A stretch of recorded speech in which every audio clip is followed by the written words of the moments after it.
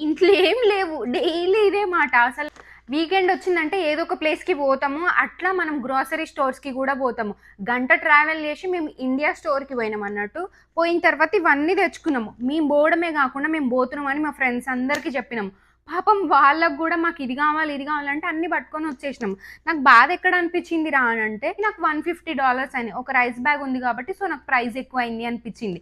Problem ఎక్కడొచ్చిందిరా అంటే Indian vegetables. So, ఈ Indian vegetables నాకు వీటన్నిటికి ఎంత అయినాయో నాకు ఆ ఇండియన్ వెజిటబుల్స్‌కి అంత అయినాయి అనిపించింది. ఎందుకంటే అంత కాస్ట్‌లీ. సరే అవి ఫ్రెష్‌గా ఉంటాయా అంటే ఉండవు. ఒకటే రోజు, రెండే రోజులు. 1 వీక్ వరకు అసలు ఏది గూడా ఉండనే ఉండదు. మొత్తం ఖరాబ్ అయిపోతాయి. ఆ పచ్చిమిర్చి అయితే ఘోరం ఇంకా అసలు. నువ్వు ఎంత క్లీన్ చేసి ఎట్లా పెట్టినా గూడా అవి ఖరాబ్ అయిపోతాయి. ఇట్లాంటి టెంప్టింగ్ థింగ్స్‌గా అనిపిస్తాయి. పట్టుకొని వచ్చేస్తాం. సరే నేనంటే ఇంక నయ్యం. నేను చాలా మందిని జూషినా అసలు ఏవేవో పట్టుకొని వచ్చేస్తా ఉంటారనమాట.